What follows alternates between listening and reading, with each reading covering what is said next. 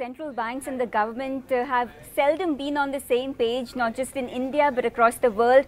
This is a trait we've seen and we have come to understand more so in such interesting times where we are seeing a lot of volatility and turbulence in financial markets, be it the United States or be it emerging markets like Turkey. We are seeing this rift become more pronounced in these times. Coming back to India, coming back to the Reserve Bank of India, remember the North Bloc and the central bank have seldom seen eye to eye in various matters, most importantly as far as interest rates is concerned. Acharya in a 14-page speech has come out with an address as far as this criticism is concerned that has been levied on the Reserve Bank of India time and again. As far as overall management of the inflation crisis is concerned, remember that the Reserve Bank of India has been accused of being a hawk as far as the 4% inflation target is concerned. Inflation purist, as many have started calling the Reserve Bank of India.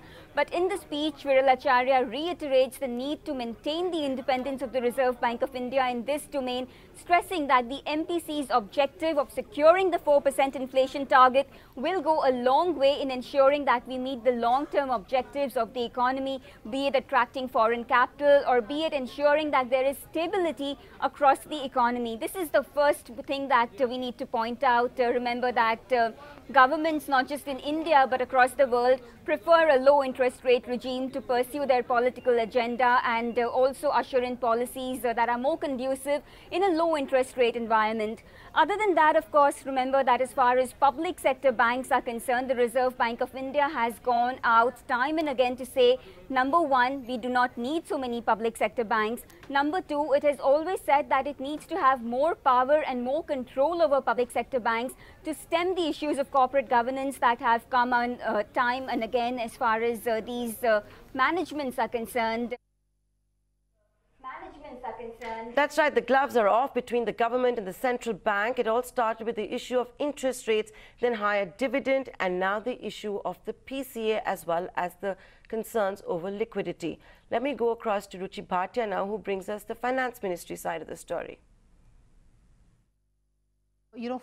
Turf fight, so to say, between the RBI and the government has been going for a very long time. Remember when the government was wanting RBI to cut interest rates and the RBI was not obliging them with. So that was the time when Finance Minister Arun Jaitley had said that in this country only politicians are accountable, regulators are not. It really started with that, so to say. Thereafter, there have been issues regarding the Punjab National Bank fraud case when the RBI said that they do not have enough powers to regulate PSU banks, and the government said that they have enough powers that are there under the Banking Regulation Act. Then the issue of dividend, the power sector, February 12th circular, it goes on, and now the current crisis that we are seeing post the Ireland FS issue, the crisis of liquidity in the system, and also of course the issue of the prompt corrective action has now taken this fight to another level of sorts. I have to mention how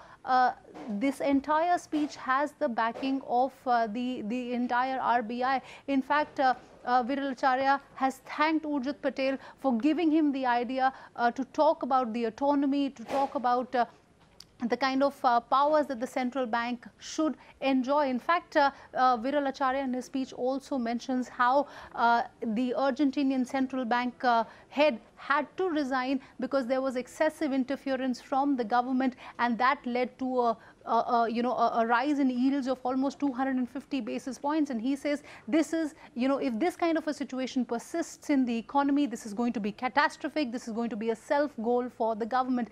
And now really in that sense, as you've rightly pointed out, the gloves are off. We have heard both the sides, but this is not the last that's happening in this case. There's definitely going to be more, and we really have to see where things will head from here on. But having said that, this kind of open dissent in the economy is not a good trend, so to say, and definitely unnerves the market as well.